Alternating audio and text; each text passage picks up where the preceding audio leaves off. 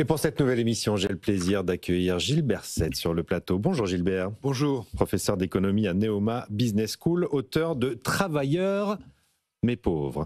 À côté de vous, Erwan Tison. Bonjour Erwan. Bonjour Raphaël. Chargé d'enseignement à l'Université de Strasbourg. Et j'ai le plaisir d'accueillir Victor Lequillerier. Bonjour Victor. Bonjour Raphaël. Économiste et vice-président du think tank BSI Economics. Un mot de BSI Economics que tout le monde ne connaît pas encore. Est-ce que vous pouvez nous le présenter on est un think tank indépendant qui réunit une soixantaine d'économistes issus du milieu académique, aussi privé et professionnel. Et on essaye de diffuser de la connaissance économique au grand public et aux décideurs sur des thématiques économiques variées.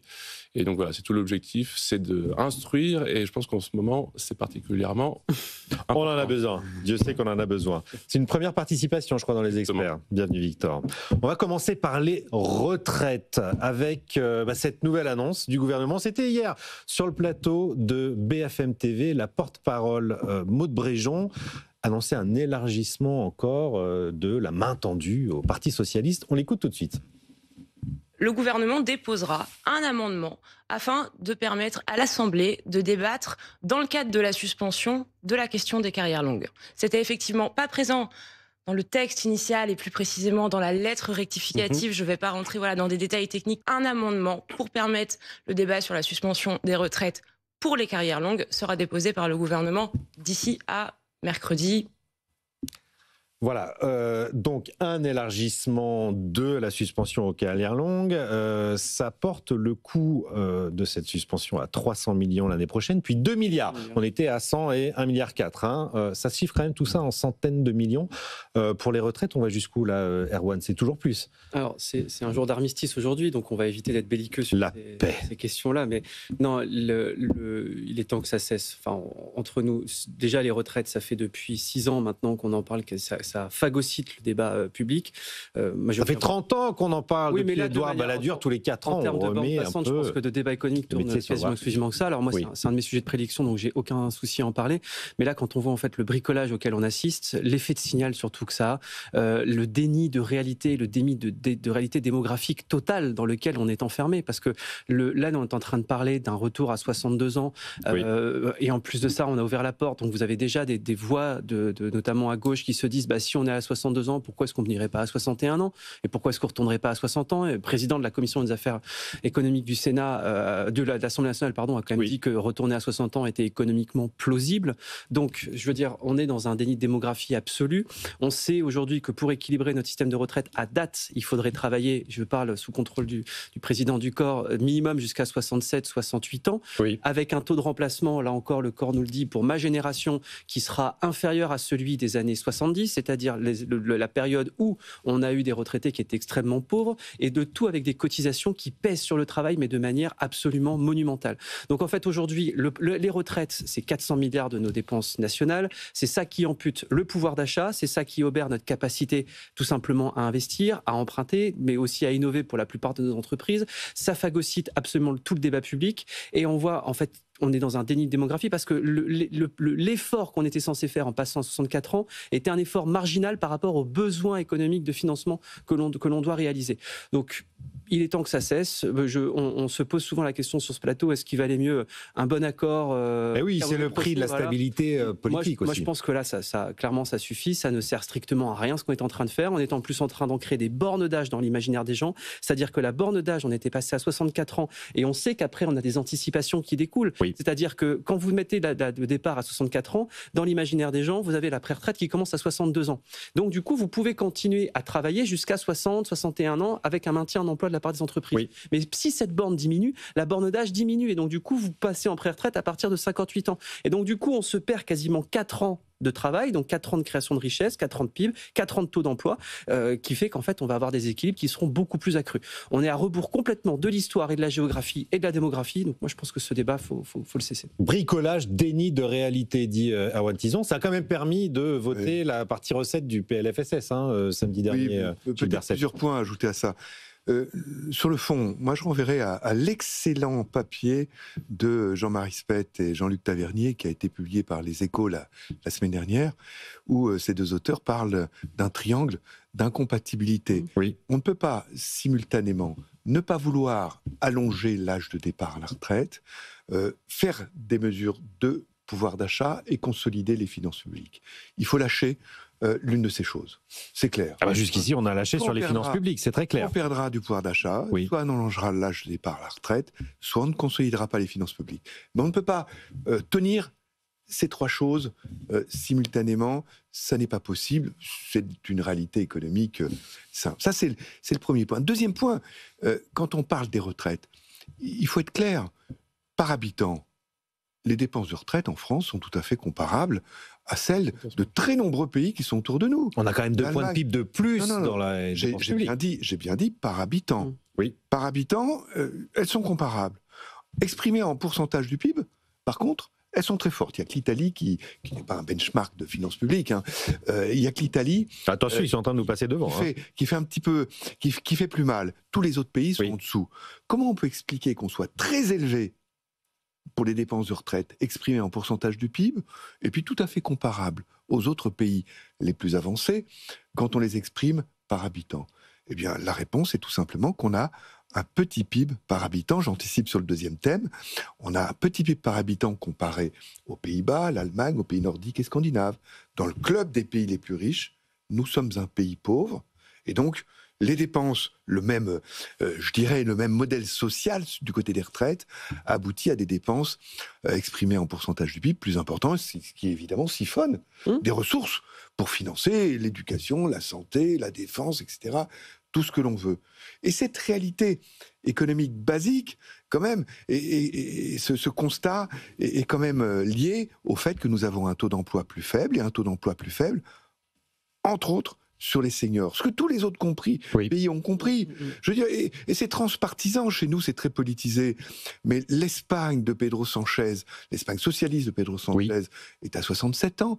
L'Italie de Giorgia Meloni est à 67 ans. Les Pays-Bas, les pays nordiques et scandinaves, etc., sont à 65 ou à 67 ans. Le Danemark a fait le choix de se diriger tranquillement vers les 70 ans. Enfin, il n'y a que nous, village gaulois, qui pensons qu'on peut défier les lois de l'économie en restant assez bas sur ce plan-là. Victor, c'est dramatique. Victor Lequillerier, Gilbert Sette est tranquillement en train de nous expliquer que la France est en train de devenir un pays pauvre, avec un modèle social de riches et un manque de lucidité complet sur ce qui se passe ailleurs autour de nous. Le constat est quand même sévère.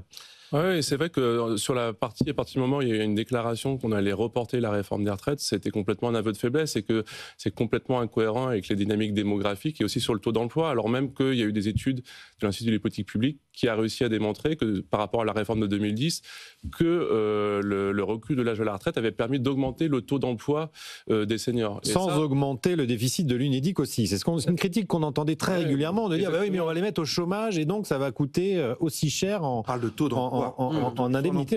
Oui, c'est cette question-là. En fait, la démographie, il faut aussi la considérer en taux d'emploi et avoir une réflexion plus large plutôt sur tout ce qui est la formation des seniors, pour les garder en emploi, parce que le problème des carrières longues, alors il y a peut-être la question des pénibilités qui est peut-être à traiter à part. Oui. Mais en revanche, sur les carrières longues, on a le risque, c'est que... Est-ce que carrière longue veut dire métier pénible ? J'ai pas l'impression que ça soit l'idée, en tout cas. Les polytechniciens... C'est souvent ce qu'on entend. Les polytechniciens sont considérés comme carrière longue parce qu'ils commencent à cotiser... Normal sup, pareil. Après, ce qu'il faut voir aussi, effectivement, c'est que quand vous avez des carrières longues, c'est parce qu'effectivement, vous avez commencé à travailler tôt. Quand vous avez commencé à travailler tôt, c'est que vous êtes moins diplômé. Et il y a une corrélation quand même entre la faible qualification et l'exposition à une forte pénibilité. Mais là-dessus, il y a des mécanismes. Et vous avez cité la formation à juste titre. Il faut savoir quand même qu'on a un taux de recours à la formation professionnelle qui chute de 25 points entre les 45-54 ans et les 55-65 ans. C'est-à-dire que aussi dans cette mécanique de décalage de la borne d'âge, on se dit ça ne sert plus à rien de former. Alors ça ne sert plus à rien de former les salariés et le salarié se dit ça ne sert plus à rien de me former parce que je ne vais pas perdre du temps. Le Danemark, par exemple, j'ai beaucoup étudié le modèle danois, c'est fascinant. Quand ils sont passés à 67-68 ans la première fois, aucun débat sur la pénibilité. Pourtant, porter un carton au Danemark, c'est aussi lourd que de le faire en France. On peut imaginer. Mais la différence qu'ils ont, c'est qu'eux, ils ont une logique de parcours professionnel. C'est-à-dire que quand vous portez un carton à 20 ans, à 30 ans, vous ne le faites plus. Pourquoi ? Parce que c'est inscrit dans la Constitution, je crois que c'est l'article 5, chaque adulte doit avoir droit à une formation professionnelle au moins tous les 2 ans. Oui. Et ce qui fait que 30% de la population active est constamment en formation continue. Et donc, du coup, quand vous portez un carton à 20 ans, on va vous former pour faire en sorte qu'à 30 ans, vous soyez contremaître et qu'ainsi de suite, vous puissiez monter. Qu'était le système français dans les années 60-70 hein. vous rentriez ouvrier dans une usine Citroën, vous en sortiez contremaître ou ingénieur. Et ça, on a perdu justement cette logique de filière, cette logique de parcours. Si on renouait avec ça, peut-être qu'effectivement, on n'aurait pas le débat sur les carrières longues, parce qu'effectivement, la pénibilité serait largement amoindrie aux alentours de 45-50 ans. Et on aurait beaucoup moins de décrochage dû justement aux maladies professionnelles. Je voulais qu'on avance sur la proposition de loi portée par Gabriel Attal, qui propose de changer complètement de système. Alors, il ressort un vieux dossier de la Macronie, c'est évidemment la retraite par points, sauf que il n'y a plus de points. Un modèle universel, on homogénise les 42 régimes actuels, on paye en euros, on décide, on laisse aux gens la liberté de choisir quand ils partent. Si vous cotisez moins, vous toucherez moins à la retraite. Si vous cotisez davantage, vous toucherez davantage. C'est une réforme pour laquelle il a été conseillé par Éric Veil, qui a commis cet ouvrage excellent, Retraite, un blocage français. Qu'est-ce que vous pensez de cette idée, Gilles Berset? On ne peut qu'être d'accord sur retraite, un blocage français, c'est clair.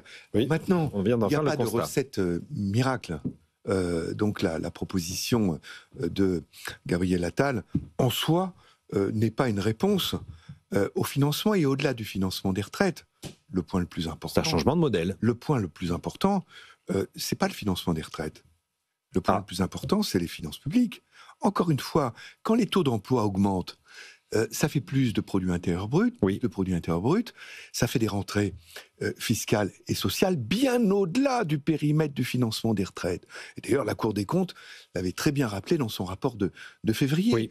La Cour des comptes avait rappelé que passer de 64 à 63 ans, à long terme, ça coûterait en année pleine 13 milliards, moins de la moitié sur le périmètre des retraites, plus de la moitié sur le reste des finances publiques par les effets donc création de richesse, TVA, création de richesse et le fait que cette richesse a tout inchangé. Bon, donc il y a une véritable difficulté à entendre ça parce que derrière il y a les questions de financement de l'école, de la santé, de tout ce qu'on veut.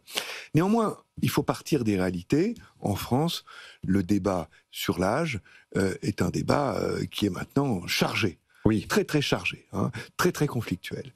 Est-ce qu'on n'a pas d'autres moyens d'augmenter le taux d'emploi des seniors sans forcément passer par une augmentation de l'âge d'ouverture des droits au-delà des 64 ans, qui paraît quand même un minimum de la loi d'avril 2023 ? Il peut y avoir d'autres moyens, il faut y réfléchir. Et sur ce plan-là, d'abord... Lesquels ? On ne peut que se désoler du manque d'ambition de l'accord national interprofessionnel du 14 novembre 2024, quand Astrid Panassian, la ministre du Travail, a demandé aux partenaires sociaux de réfléchir sur cette question-là. La première proposition qui a été faite, c'est que l'emploi des seniors devienne une nouvelle obligation obligatoire, une nouvelle obligation. Voilà, une nouvelle obligation, dont la liste est déjà longue comme le bras. Oui. Donc nous, on a une approche institutionnelle, on coche des cases. Voilà, c'est ça, obligation annuelle de négocier. Mais il y a d'autres moyens. Il y a des incitations aujourd'hui fortes à quitter avant l'âge d'ouverture des droits. Parfois, je prends un exemple, notre filière senior dans l'indemnisation du chômage. Oui. Est une désincitation à prolonger son activité durablement. Peu de pays de l'OCDE en ont, et la nôtre est sans doute la plus généreuse. Les conditions de séparation, les conditions fiscales et sociales, des indemnités de séparation. Les ruptures conventionnelles, on va dire ça beaucoup. Aux ruptures conventionnelles. Le calibrage de la décote, ce que nous venons de montrer dans un papier récemment publié avec Didier Blanchet, qui présidait le CSR récemment, c'est que pour être neutre de façon actuarielle sur l'ensemble des finances publiques, la décote pourrait être de l'ordre de 10 à 12% par année de départ anticipé. Vous avez bien entendu, 10 à 12%, et sans âge d'annulation de la décote, c'est-à-dire pendant toute la durée de bénéfice de la retraite. Si ces incitations à rester plus durablement sur le marché du travail étaient décidées, vous pouvez croire que beaucoup de gens voudraient prolonger plus durablement leur activité. Mais en tout cas, il n'y a aucune raison génétique pour que le français soit moins capable que le belge, l'allemand, le néerlandais, l'italien ou l'espagnol à travailler au-delà de 62 ans, 63 ans, 64 ans. Ce que vous êtes en train de nous dire, Gilles Berset, c'est qu'il y a des réformes paramétriques à mener pour durcir le système français qui est aujourd'hui trop laxiste ou qui incite à l'inactivité. Exactement. En tout cas, arrêter les désincitations arrêter les désincitations à rester sur le marché du travail. On en est là, Victor. On a mis trop de sucré en place, en quelque sorte. Je pense qu'on a beaucoup de dispositifs qui sont conçus avec des hypothèses qui ne sont plus celles du XXIe siècle et qu'on a beaucoup de rigidité et qu'on a un peu accoutumé une partie de la population à ne pas concevoir qu'on avait des équilibres qui changeaient dans le temps. Oui. Et sur la réforme des retraites, c'est assez prégnant et ça pose des problèmes assez importants en termes de productivité, en termes aussi d'épargne. Et ça pose des problèmes beaucoup plus structurels. Mais je pense qu'il faut vraiment qu'on arrive à changer de logiciel. Et on le voit aussi sur... moi, je pense qu'il y a aussi toute une réflexion à mener sur la répartition de l'effort pour le paiement des retraites et qu'il soit beaucoup plus basé sur l'intragénérationnel que sur l'intergénérationnel. C'est-à-dire que moi j'ai l'impression qu'on se rend compte que le taux d'épargne continue d'augmenter même après le départ de la retraite et qu'il y a des grosses inégalités en fait. Surtout après le départ. Le taux d'épargne il augmente principalement chez les seniors. Il y a l'allongement de l'espérance de vie. Il épargne 25% de leurs revenus disponibles alors que chez les actifs c'est plutôt 20%. Et que ça je pense qu'il faut avoir une conception sur à quoi est allouée cette épargne-là et est-ce qu'il n'y a pas un moyen en fait, de rediriger cette épargne-là pour qu'on puisse extraire une partie de cette épargne pour, certes, tout ce qui est un peu plus productif, mais aussi pour payer une partie de ces réformes des retraites. Vous nous parlez capitalisation, là. Et qu'effectivement, que les enjeux sur la capitalisation s'introduisent et qu'on arrive à trouver un système pour que ça pèse moins sur les actifs et qu'on soit en mesure de aussi rémunérer mieux le travail. Ce qui n'est pas le cas actuellement. Erwan, on parle depuis tout à l'heure, on tourne autour du sujet, mais qui est celui de la productivité, de la création de richesse dans ce pays. Gilles Berset nous explique qu'on est devenu un pays pauvre, ou en tout cas on est en voie d'appauvrissement, avec un modèle social qui coûte encore très cher, c'est aussi ce que dit Édouard Philippe d'ailleurs, un pays pauvre avec un modèle social de riche. Vous venez de commettre un papier sur un site formidable qui s'appelle Les Électons Libres. Vous dites que nous sommes enfermés dans une hallucination collective. Expliquez-nous pourquoi et expliquez-nous ce qui cloche sur cette productivité. Un grand spécialiste après de la productivité, Gilbert va nous faire le point. La première, effectivement, hallucination, c'est celle qu'a annoncé Gilles Berset il y a plusieurs mois, reprise par Édouard Philippe. Il faut rendre à Gilbert ce qui appartient à Gilbert quand même, en termes d'assertion. Non, la deuxième, c'est effectivement, on se dit de toute façon, on est un pays riche, et on est soit un pays suffisamment riche, soit avec suffisamment de riches à taxer pour pouvoir justement assurer notre train de vie. Et on vit un petit peu dans cette logique. Moi, ce que j'entends souvent, c'est de dire, même dans les débats parlementaires, je l'ai entendu encore la semaine dernière, la France est le pays ou un des pays les plus productifs du monde. Quand on regarde les chiffres... C'est ce qu'on dit, c'est ce qu'on entend assez régulièrement. La productivité horaire française est parmi les meilleures. Quand on regarde justement la productivité horaire, c'est-à-dire celle corrigée du temps de travail, donc qui corrige aussi le fait qu'on travaille moins que les autres, on se rend compte qu'en fait, la meilleure place qu'a occupée la France ces 30 dernières années, c'est la 5e place mondiale, d'accord ? Et depuis le 2019, on est tombé à la 10e place. Donc c'est-à-dire qu'en fait, on a un long déclassement. Ce qui est surtout intéressant, c'est de voir la dynamique depuis les années 2000. Depuis les années 2000, la productivité annuelle française n'a progressé que de 0,6% par an. 0,6% par an. C'est-à-dire que toute augmentation de salaire supérieure à ce 0,6%-là a été financée soit par la compétitivité des entreprises qui a été rognée, soit par la dette. Et donc, ce qui se trouve, c'est quand on regarde la dynamique en question, la France se retrouve à la 34e place du classement de l'OCDE depuis 2000. C'est-à-dire que sur 38 pays, la France est dans le groupe Eto, dans le groupe Eto des pays qui ont le plus augmenté leur productivité de ces dernières années. Or, la productivité, c'est quoi ? C'est l'augmentation des salaires. Quand on regarde la courbe d'augmentation de l'augmentation de la productivité par rapport à l'augmentation salariale en net et en nominal, on se retrouve en fait à quelque chose qui est relativement similaire. Donc du coup, on ne peut pas avoir d'augmentation du pouvoir d'achat et donc du coup des salaires s'il n'y a pas de productivité, parce qu'on le rappelle, c'est le seul moteur de la productivité. Deuxièmement, c'est sur ça qu'est assise, vous l'avez dit Victor avant, les hypothèses quand même de création de la sécurité sociale, c'est-à-dire une croissance de la productivité et de la démographie. Malheureusement, on n'a plus aucun des deux. Et troisièmement, la hausse de la productivité, c'est ça qui nous permet aussi, au-delà du modèle social, d'avoir aussi une compétitivité des entreprises, d'avoir une croissance de notre économie et surtout d'avoir un partage derrière qui s'opère, principalement, pas exclusivement en faveur des salaires, mais aussi en faveur de l'innovation.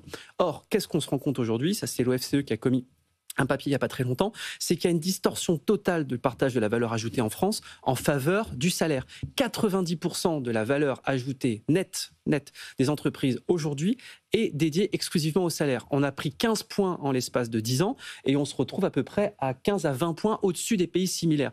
Alors comment on explique qu'ils ont cette impression que les salaires n'augmentent pas mais parce que les salaires en France et que le pouvoir d'achat n'augmente pas? Mais parce qu'ils n'augmentent pas, c'est ça le problème, parce que vu que la productivité est atone, le salaire est atone. Donc tout ce qu'on va distribuer comme pouvoir d'achat, le pouvoir d'achat, ça se décrète ni à Bercy, ni dans un projet de loi de finances. Donc tout ce qu'on va pouvoir faire, c'est bouger certains taux, bouger certaines assiettes, et donc du coup, tout simplement faire des jeux de bonnes taux. Et tant qu'on n'aura pas renoué avec cette productivité-là, qui, je termine là-dessus, dépend principalement notamment de la capacité de nos entreprises à innover, qui elle-même est obérée par la faible productivité, qui du coup fait que la valeur ajoutée est massivement tournée vers les salaires. Donc on est aujourd'hui dans un cercle vicieux qui fait que tant qu'on n'aura pas libéré un petit peu du poids, notamment fiscal, et surtout retrouver la productivité pour nos entreprises, on ne pourra ni innover, ni du coup pouvoir changer ce rapport de productivité, donc du coup ni pouvoir augmenter les salaires. En même temps, c'est très compliqué, Gilbert, de mesurer la productivité. On a quand même des outils qui émergent absolument dingues, genre l'IA, l'intelligence artificielle, qui quand même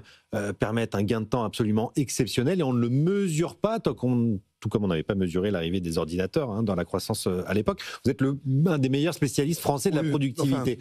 Est-ce que c'est pas un, compliqué, et deux, pourquoi ça stagne comme ça? Enfin, quand on parle de productivité, il faut d'abord, comment dirais-je, voir qu'il y a un problème européen de productivité. Ça a bien été dit, expliqué, analysé sur le fond par le rapport Draghi l'an dernier.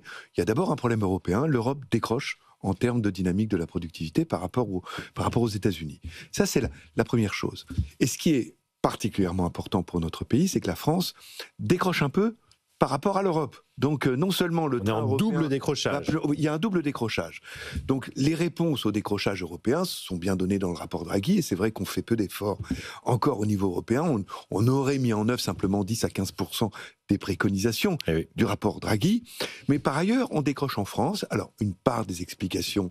Quelles sont les causes ? peut être assez saine. C'est le développement de politiques comme l'apprentissage, ce genre de politique qui a entraîner un petit décrochage de la productivité, le développement de l'activité de tourisme, qui est une activité à productivité relativement basse par rapport à d'autres activités.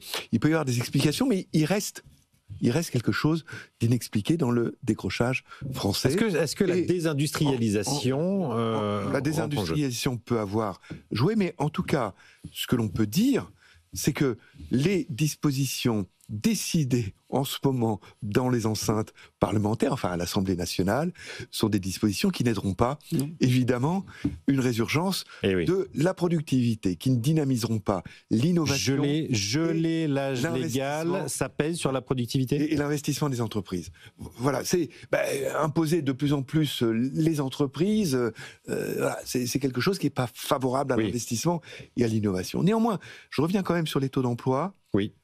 Notre principal problème, c'est pas pour minorer la question de la productivité en France, mais notre principal problème très franco-français, c'est celui de taux d'emploi bas, qui explique nos difficultés à financer nos ambitions de dépenses éducatives, sociales, etc. On l'a beaucoup dit sur ce plateau, si on avait le taux d'emploi de l'Allemagne chez les jeunes et chez les seniors, on n'aurait quasiment plus, en tout cas on serait sous les 3% de déficit. Pour vous donner juste quelques chiffres, quand on compare le PIB par habitant de différents pays au nôtre, Pays-Bas, 30% de plus que nous.